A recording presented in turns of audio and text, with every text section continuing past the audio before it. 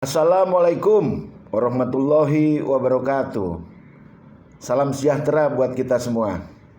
Selamat ketemu kembali dengan saya Bung Abadi di Check and Balance Channel.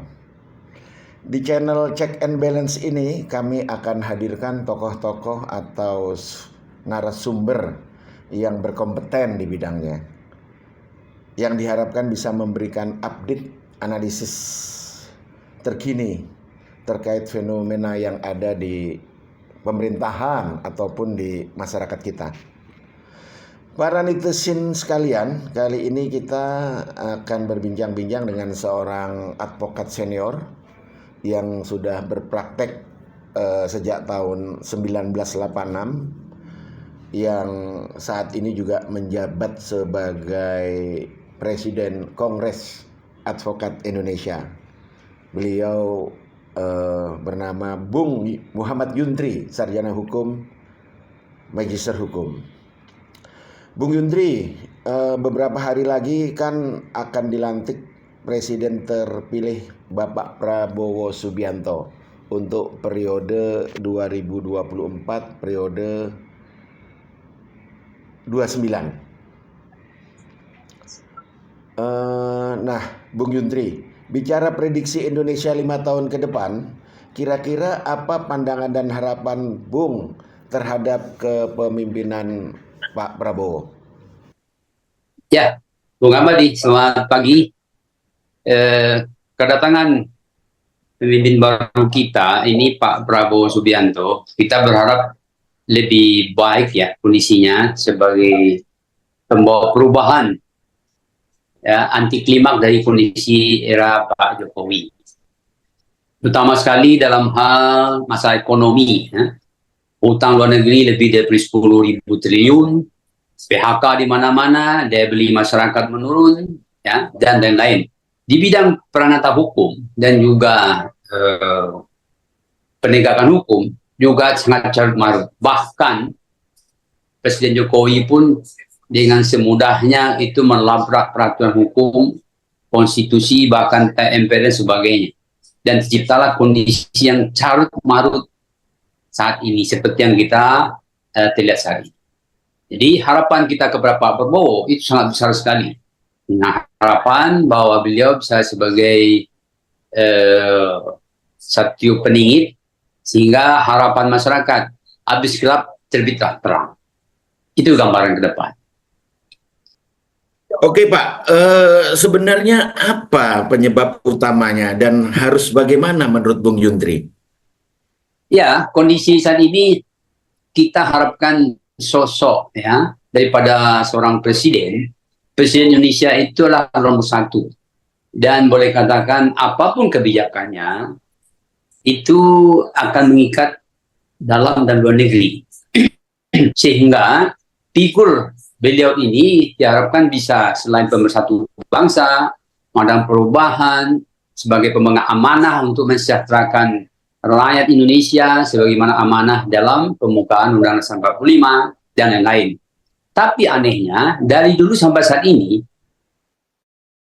tidak ada aturan yang menentukan secara khusus terhadap masalah nomenklatur kepresiden Indonesia, baik nomenklatur presiden sebagai kepala negara maupun presiden sebagai kepala pemerintahan, dan juga bagaimana tupoksi tentang wakil presiden.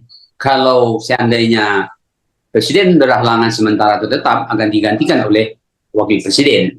Nah, dalam kondisi saat itu kita tentu akan berpikiran seperti apa wakil presiden kita, Mas Gibran, yang kita tahu banyak sekali permasalahan pada dirinya.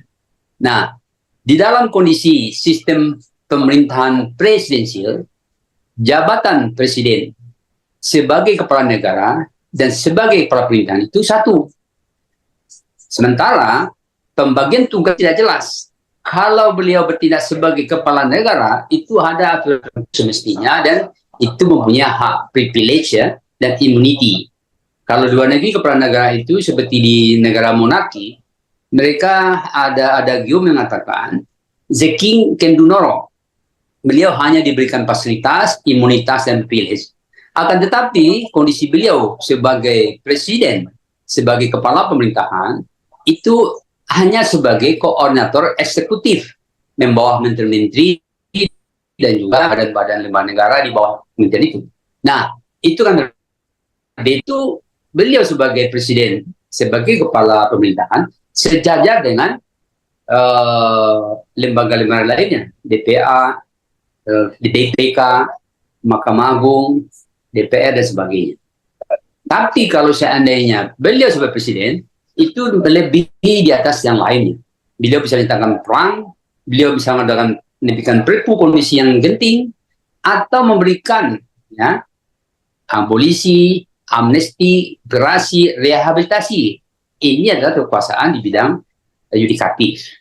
Nah, maka daripada itulah perlu adanya nomenklatur ini yang selama ini tidak ada. Nah, ini satu penyebab daripada permasalahan carut marut yang dilakukan oleh Presiden Jokowi. Tidak adanya pengawasan terhadap itu. Nah, ini yang kita sayangkan sekali. Oke, Bung Yuntri, terkait pembuat undang-undang itu kan hanya DPR RI sebagai legislator. Apakah Bung Yuntri berharap dalam kasus ini DPR yang akan membuat dan menerbitkannya? Nah, inilah masalah yang baru lagi. Kalau kita berharap kepada DPR sedemikian rupa, yang kita khawatirkan adalah DPR ini dalam rapat-rapatnya selama ini bagaikan kurs ya, paduan suara. Setuju saja dengan apa kebijaksanaan pada presiden atau peserta eksekutif lainnya.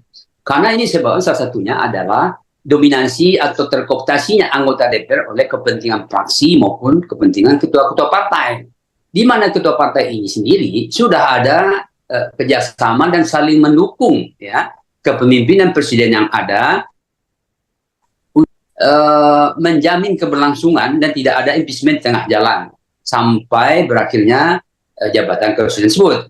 Sementara kita berharap DPR sebagai wakil rakyat yang mewakili rakyat itu hendaknya melakukan checks and balance, di mana lakukan adanya pihak oposisi yang bisa mengkritisi setiap saat, dan inilah suatu kebenaran di dalam suatu negara demokrasi. Ada yang menjalankan pemerintahan, ada yang mengawasi. Kebalans itulah selalu teruji dan terukur. Apakah itu program-program GBHN dan sebagainya itu RPBK itu bisa terlaksana dengan baik atau tidak. Nah, via check and balance inilah yang diperankan oleh mengingatkan bahwa Anda sedang melakukan ini loh, mesti tarik capai ini loh. Nah, tetapi kalau kita mengandalkan DPR itu seperti kondisi sekarang, kecil harapan kita untuk mengatakan harapan itu bisa diwujudkan oleh anggota DPR. Kecuali ada beberapa mekanisme yang lain. Pak Prabowo sendiri sebagai presiden ya menggunakan haknya menerbitkan perpu yang setara dengan undang-undang. Artinya sebagai peran negara ini kebutuhan ya, kebutuhan daripada kondisi ini yang diharapkan oleh Indonesia. Kenapa? Selama ini tidak adanya undang-undang kepresidenan tersebut, nyatanya malah presiden cawe-cawe, melanggar konstitusi, melanggar TMMPR, melanggar undang-undang seenaknya. Dengan ada aturan itu, baik cek ambalan maupun juga harapan masyarakat dalam melaksanakan tugas-tugas kepresidenan itu, beliau terukur, masyarakat pun puas, bisa juga memberikan kritik dan bisa masukan untuk perbaikan ke depan seperti apa. Karena negara ini milik. Nah, itu satu diantaranya. Yang kedua, ada dorongan masyarakat yang mulai cerdas bahwa kebutuhan akan nomenklatur ya dan pengejawantahan nomenklatur lembaga kepresidenan itu sangat dipahami, dan rakyat sendiri sebagai pemegang kedaulatan yang kemudian diserahkan kepada presiden hendaknya harus ambil inisiatif. Bagaimana caranya? Ya barangkali mendorong DPR untuk segera bersidang dan mewujudkan undang-undang tersebut, atau mereka melakukan protes kan kalian rakyat supaya undang-undang kepresidenan ini diwujudkan sehingga tidak ada kembali lagi kondisi sepertinya dilakukan oleh Pak Presiden Jokowi. Karena bagaimanapun juga kalau seandainya kabinet ini akan mengikuti gambaran seperti pemenuhan politik, kebutuhan politik, sehingga terjadinya transaksi politik, ya, tidak mewujudkan kepastian hukum, tidak mewujudkan apa yang semestinya dilakukan oleh presiden sebagaimana mestinya, khawatirnya masalah ini akan terulang kembali, ya, seperti yang dilakukan oleh Pak Presiden Jokowi.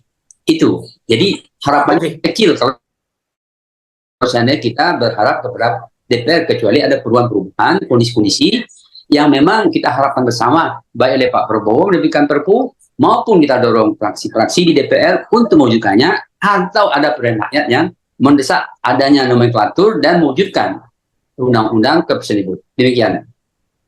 Oke Bung, terima kasih bincang-bincangnya. Salam akal waras. Terima kasih. Terima kasih.